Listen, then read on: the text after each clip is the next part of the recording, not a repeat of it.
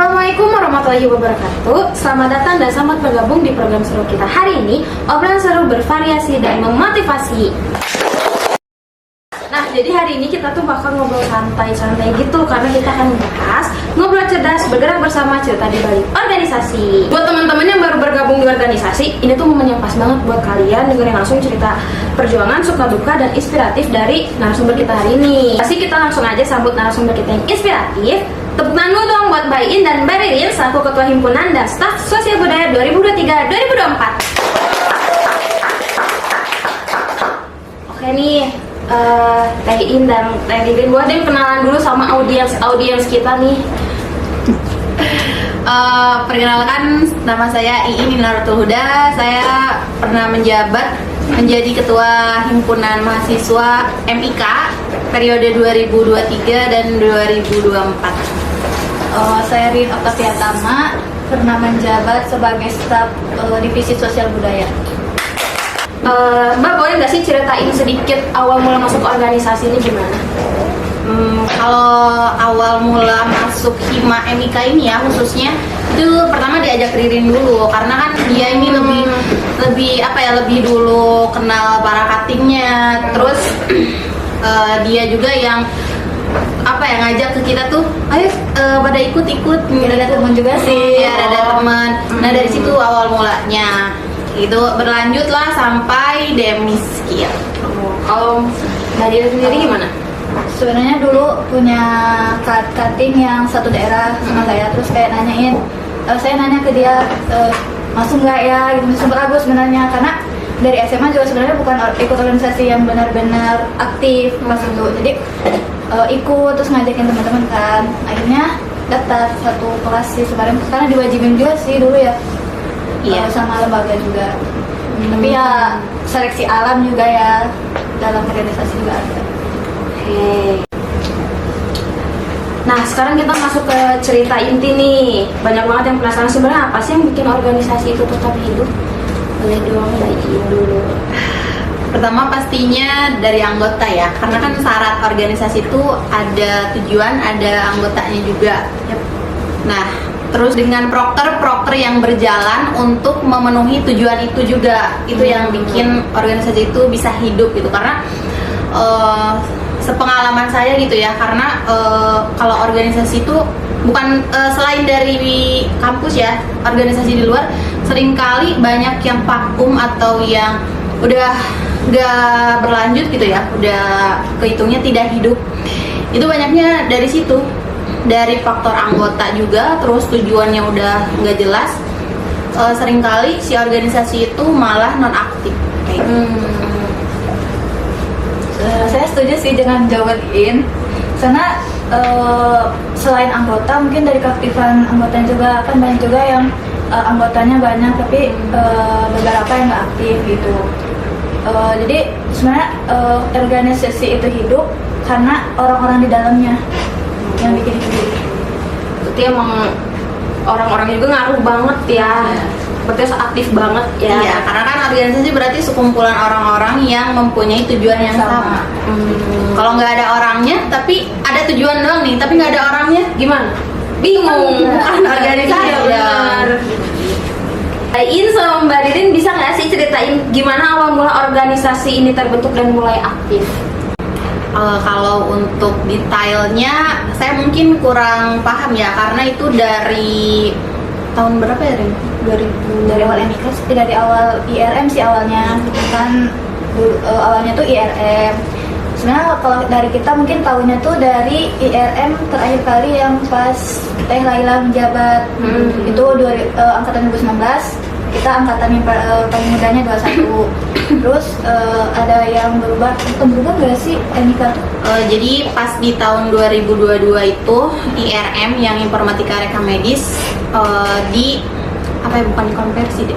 Jadi kan tadinya konsentrasinya tuh di bawah IT, prodi informatika.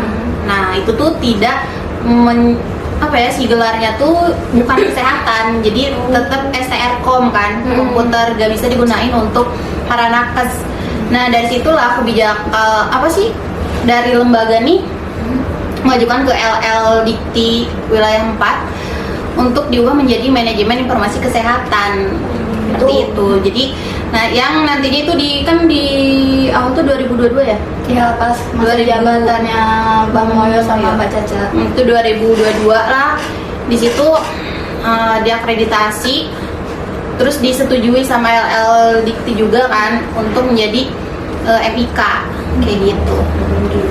Jadi tahu sejarahnya mungkin lebih banyaknya dari MIK-nya. Kalau dari RM pertama kalinya mungkin belum terlalu tahu banget gitu. Ya, karena terdahulu banget kan.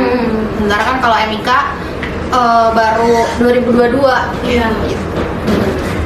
Nah, terus apa sih tantangan terbesar waktu itu? Kalau tantangan terbesar mungkin karena perpindahan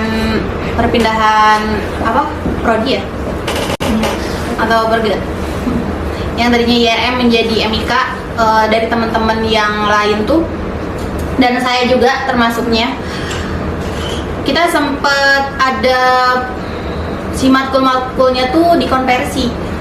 Jadi kan kita nggak mungkin mulai dari awal dong mata kuliahnya. Iya. Makanya itu dikonversi, ada list apa Matkul, jadi kayak list matkul matkulnya. IRM tuh misalnya pelajaran ini tapi nanti tuh konversi sama yang MK tapi sebenarnya tuh mirip. Jadi sama-sama aja cuma nama matkulnya beda, atau mungkin dari yang IMIK-nya tuh lebih ke kesehatannya gitu, terus tambah-tambah matkul juga kayak tata kelola itu adanya pas MIK, pas IRM dulu belum ada matkul itu.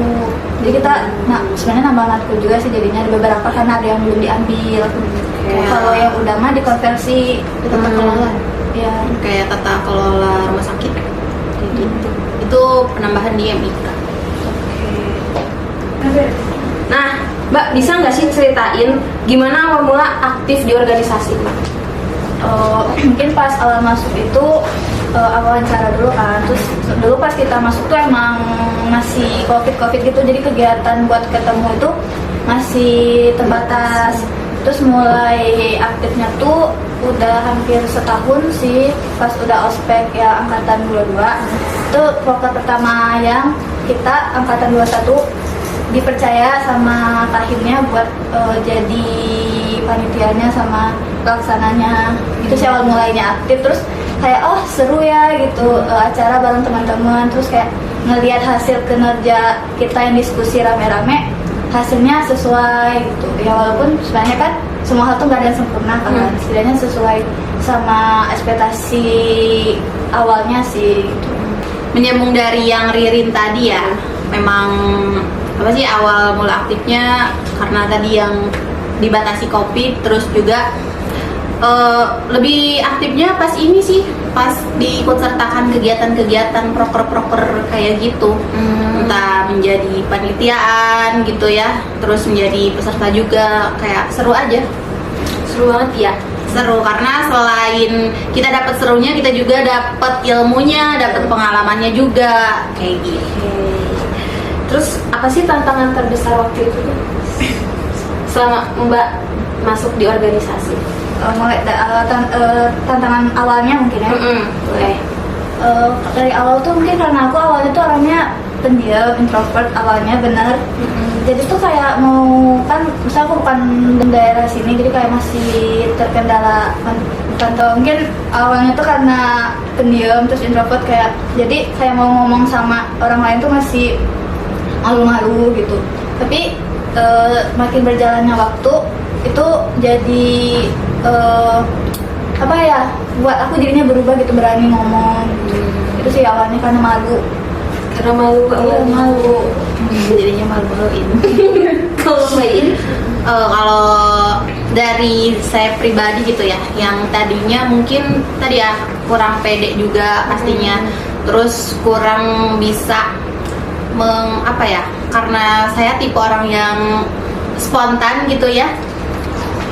Nah, jadi kalau ngomong sama yang lain dengan orang lain atau teman-teman yang lain, karena kita ini seperti diketahui beda daerah juga, beda umur juga pastinya ya, kayak lebih bisa mengolah kata, apalagi dengan lembaga, terus dengan dosen juga, dengan kaprodi, setprodinya juga, dan dengan pihak-pihak lain kayak gitu.